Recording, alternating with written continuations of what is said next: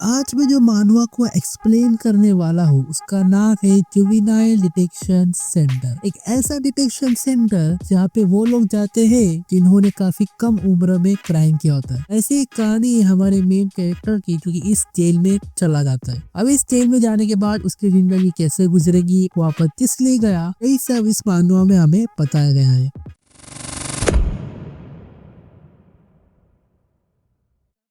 Chapter की शुरुआत में हम हमारे मेन कैरेक्टर को देखते हैं जिसका नाम जेसन होता है।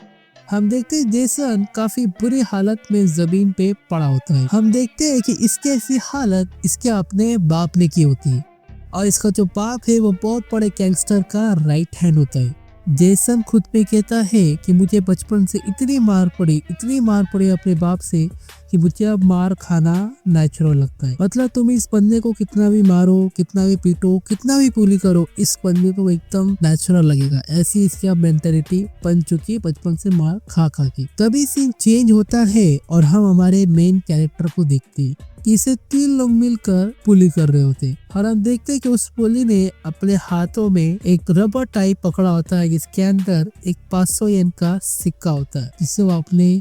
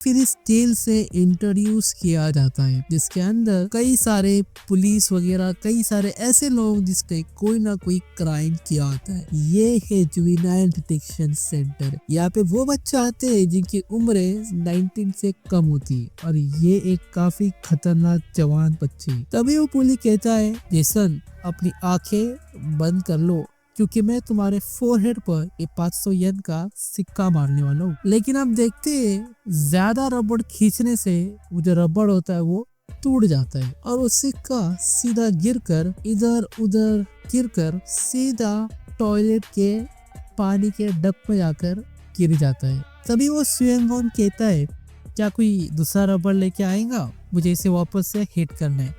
आसपास के लोग कहते हैं ना, ये एक ही रबड़ हमारे पास था। सियांग को कहता है, जेसन आज तुम्हारा काफी लक्की दिन था, चलो जाकर वो सिक्का उठा लो। इसे सुनकर जेसन भागता हुआ टॉयलेट के पास जाता है उस 500 येन के सिक्के को उठाने के लिए। लेकिन भाई ना, ये जो हरामी है ना, ये कहता है नहीं भाई नहीं, इस सिक्के को तुम्हें हाथ से नहीं उठाना है, काफी आसान है, बल्कि इस सिक्के को तुम्हारे मुंह से तुम्हें उठाना है। तभी आसपास के पुलिस कहते हैं, भाई ये सुनने में काफी डिस्गस्टिंग लग रहा है, भले अपने मुंह से उस सिक्के को टॉयलेट के पानी के अंदर से उठाएगा कैसा। लेकिन जेसन पैसों के लिए इतना पागल होता है, वो अपना मुंह डालकर टॉयलेट के अंदर से उस पानी को अपने मुंह से उठा लेता है। भाई ये देखकर आसपास के पुलिस को विश्वास ही नहीं होता कि इस बंदे ने लिटरली अपने मुंह से उस गंदे पानी से उस सिक्के को उठाया। आसपास के लोग कहते हैं कि सिर्फ 500 येन के लिए इस बंदे ने अपनी इज्जत गंवा दी। हमारा कैरेक्टर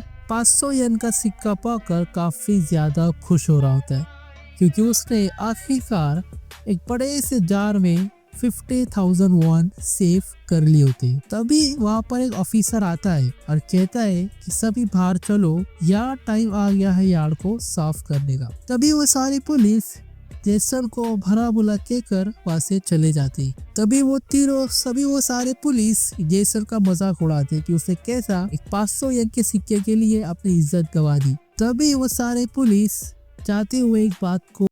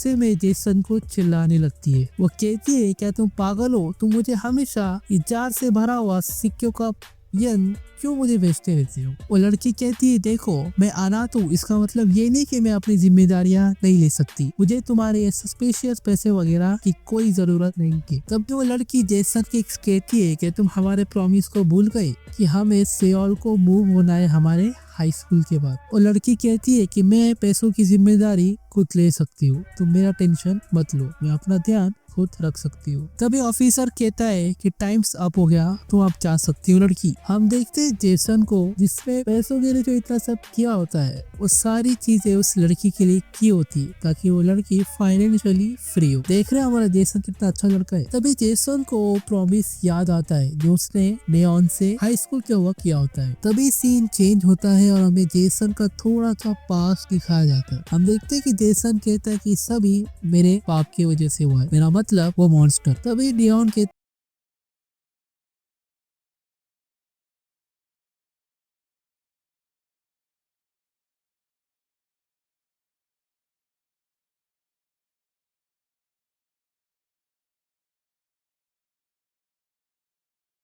जेल भी जाने वाले हो। जेसन कहता है, हाँ मुझे कोई फर्क नहीं पड़ेगा, ये तो इससे अच्छा ये रोज रोज मार खाने से। जेसन कहता है, मुझे पता है मेरी पनिशमेंट आसान बिल्कुल भी नहीं होने वाली। हमें कोर्ट का जज बताया जाता है जो कि जेसन के बारे में फैसला करता है। वो फैसला करता है कि जेसन को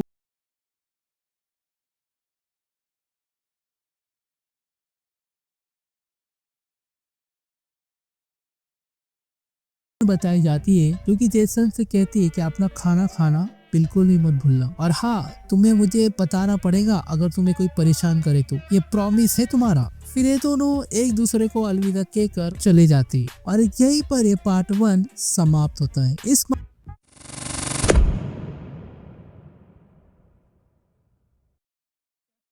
चैप्टर की शुरुआत में हम हमारे जेसन को देखते हैं जो किसी तस्वीर को देखकर काफी ज्यादा खुश हो रहा होता है। हम देखते हैं उस तस्वीर में जेसन और उसकी बचपन की दोस्त डेओन होती है, लेकिन तभी यहाँ पर ये ठर की सियोन किम आता है। सियोन किम कहता है, अच्छा ये तुम्हारी गर्लफ्रेंड है? जेसन कहता है, नहीं हम जस्ट एक फ्रेंड है। सियोन किम कहता है, अच्छा ऐसा तो नहीं लगता मुझे। सियोन किम कहता है, ये तस्वीर मुझे बताओ। जेसन कहता है, नहीं मैं तुम्हें नहीं बता सकता, ये स्पेशल है मेरे लिए। तभी सियोन किम कहता है, अच्छा तूने मुझे मना किया? तो भाई मना करने पर सियोन किम का ईगो हर्ट हो जाता है और वो फिर हमारे जेसन को वापस से मारने लगता है। लेकिन तभी उस डिटेक्शन सेंटर में एक नए बंदे की एंट्री होती है। सियोन किम कहता है, एक नए बंदे की? मुझे इसके बारे में आकर खबर क्यों नहीं हुई?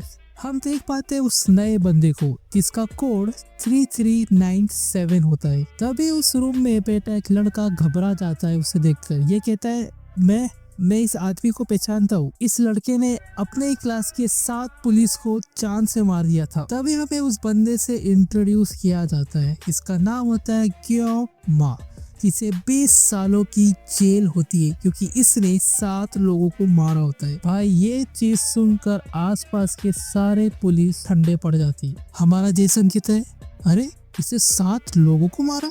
सारे पुलिस उसी लड़के को देखने लगते हैं, लेकिन सियोंग किम कहता है, अरे डरने की कोई बात नहीं है। सियोंग किम कहता है, मेरा मतलब उसने 7 लोगों को ही तो मारा है, इसमें इतनी बड़ी बात क्या है? मतलब इस बंदे ने 7 लोगों को मारा होता है और हमारा थरकी सियोन किम बस इसे हल्के में ले रहा है। सियोन किम उसके पास आता है और उसे दोस्ती का हाथ बढ़ाता है, लेकिन हम देखते हैं उस लड़के के चेहरे पर कोई भी एक्सप्रेशन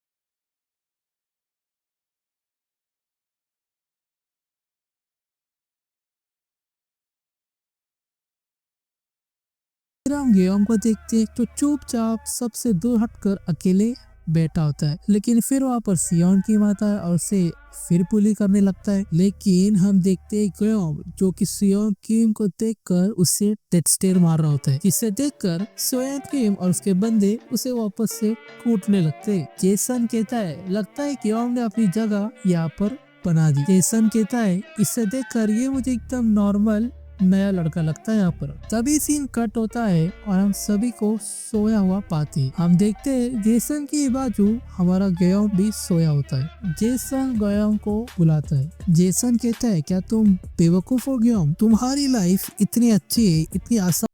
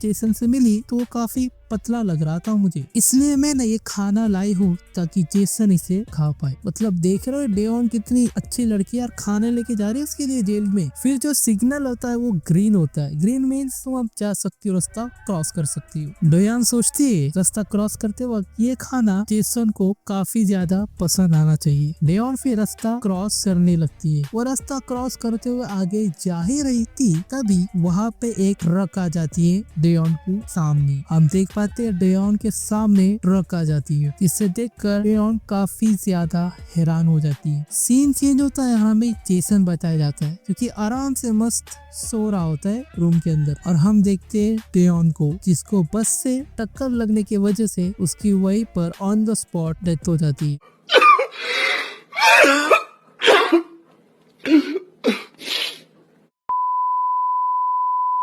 और जो भी उसने जेसन के लिए खाना लाया होता है वो भी सब बर्बाद हो जाता है। फिर हमें सुबह की जेल बताई जाती है जहाँ पे काफी अच्छी सुबह हुई होती है। हम देखते हैं कि एक गार्ड जेसन के पास आकर उससे माफी मांग रहा होता है। जेसन कहता है कि भाई तू मुझसे माफी क्यों मांग रहा है। वो गार्ड जेसन से कहता है कि कल शाम एक लड़की रास्ता क्रॉस कर रही थी डिटेक्शन सेंटर आने के लिए, लेकिन तभी अनफॉर्चुनेटली एक ट्रक से लगने से उसका एक्सीडेंट हो गया और वो लड़की ऑन द स्पॉट उसकी डेथ हो गई। और भाई जेसन ये सुनकर एकदम शॉक हो जाता है। वो समझ चुका था कि वो लड़की और कोई नहीं बल्कि डेओन ही थी, क्योंकि वही एक अकेली है क्योंकि डिटेक्शन सेंटर आया करती थी जेसन से मिलने। फिर हमें जेसन बताया जाता है जो कि अपने रूम में काफी शांत तरीके में बैठा होता है। तभी कमीना सियोन किम कहता है अरे जेसन, मैं तुमसे कहा था ना कि आज बाथरूम साफ करने, क्यों नहीं किया तुमने। सियोन किम काफी गुस्से में जेसन की तरफ आ रहा होता है उसे मारने के लिए। सियोन किम कहता है अबे तू वापिस अपने क्रश को देख रहा है, वो काम तूने क्यों नहीं किया जो मैंने तुझे दिया था। तभी आसपास के लड़के कहते हैं सियोन किम तुम्हें पता है कल रात जो लड़की एक्सीडेंट में मारी गई थी ट्रक लगने से, वो इसकी बंदी थी। सियोन किम कहता है अच्छा वो लड़की जो इससे हमेशा यहाँ मिलने आया करती थी तो तुम्हारी गर्लफ्रेंड है। तुमने झूठ क्यों कहा था मुझसे जेसन। ओ बुरा लगा जेसन मुझे, अब शायद तुम अब सिंगल हो चुके हो उसके बिना। फिर सियोन किम उसके हाथ से वो फोटो लेता है और उसे काफी अजीब तरीके से देखकर कहता है ये क्यूटी ये मर गई और तुमसे अलग। और भाई सियोन किम अपनी हद पार करता है। वो कहता है किसको ये पिक्चर चाहिए, चलो मैं इस पिक्चर को 501 से शुरू करता हूँ। यानी सियोन किम इस पिक्चर की बोली लगा रहा होता है, ये पिक्चर किसको चाहिए। और भाई ये सुनकर आसपास के लोग बोली लगाते इस पिक्चर पर। कोई कहता है 600 वॉन, कोई कहता है 700, कोई कहता है 1000 वॉन। कुछ लोग तो कहते हैं क्या हम उसे डेट कर सकते। तभी एक मोटा लड़का मजाक उड़ाया, अरे तुम एक मरी हुई लड़की को डेट कैसा कर सकते हो। फिर सियोन किंग कहता है अरे नहीं भाई वो मर चुकी, अगर जिंदा होती तो तुम शायद उसे जरूर डेट कर पाते। फिर सियोन की अपनी हद पार करता है। वो कहता है अगर वो जिंदा होती तो मैं उसके साथ सिर्फ डेट नहीं बहुत कुछ करता उसके साथ। फिर आसपास के लड़के सब बेचारे के बारे में बुरा वल्ला बोलने लगे। सियोन किम इन सभी की बातों को सुनकर अपने गुस्से को काबू कर रहा होता है। हम देखते हैं ग्योम को जो चुपचाप जेसन को ऑब्जर्व कर रहा होता है। ग्योम को याद आता है कि कैसे कल रात उसने जेसन को डरपोक कहा था। किम सुन कहता है इस फोटो की तो बहुत वैल्यू यार, एक काम करता हूँ इस फोटो को मैं ही रख लेता हूँ। लेकिन तभी उसके चेहरे पर एक तगड़ा वाला पंच कोई तो मारता है और ये पंच और किसी ने नहीं बल्कि हमारे जेसन ने मारा होता है। भाई ये मंजर देखकर आसपास के सारे पुलिस घबरा जाते क्योंकि जेसन ने काफी ब्रूटल तरीके से पंच मारा होता है सियोन किम को। तभी हमें थोड़ा सा पास दिखाई जाता है जहाँ पर हमारा क्योम और जेसन काम कर रहे होते। जेसन कहता है जियोन किसी से भी मत कहना कि मेरा जो बाप है वो राइट हैंड है एक बहुत बड़ी गैंगस्टर का। जेसन जियोन से कहता है कि मैं जब से छोटा था तब से मेरे बाप ने मुझे बहुत मारते आया है, लेकिन मैं क्या करता, मेरे पास कोई रास्ता नहीं था क्योंकि आखिरकार वो था तो मेरा बाप। लेकिन मैंने एक बार वो चीज की जब उन्होंने मेरी दोस्त को मारा। तभी सीन चेंज होता है, हमारे प्रेजेंट का सीन हमें बताया जाता है जहाँ पर हमारे जेसन ने कुत्ता बनाया होता है सियोन किम का। हम देखते हैं आसपास के सियोन किम के चमचे उसे बचाने आए होते जेसन से। फिर हमारा जेसन सोचता है कि जो बचपन से जो मैं मार खाते आ रहा हूँ ना अपने बाप का, उससे तो मैंने एक चीज सीख ली है कि लड़ाई करते कैसे है। फिर हमारा जेसन बेस्ट मोड पर जाकर हर किसी को काफी ब्रूटल तरीके से तोड़ने लगता है। हम देखते हैं प्यारा सा नजारा ग्योम इंजॉय कर रहा होता है। हमें आसपास का सीन बताया जाता है, यहाँ पे कई सारे लड़के बेहोश होकर पड़े होते हैं। हम देखते हैं जेसन जिसने सियोन किम का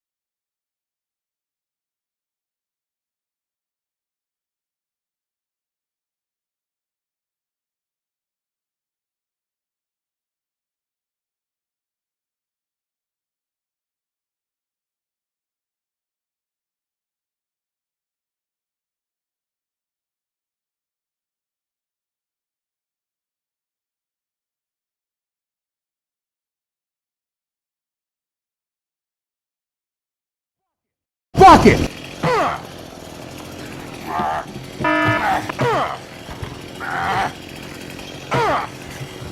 That's a lot of damage. How about a little more?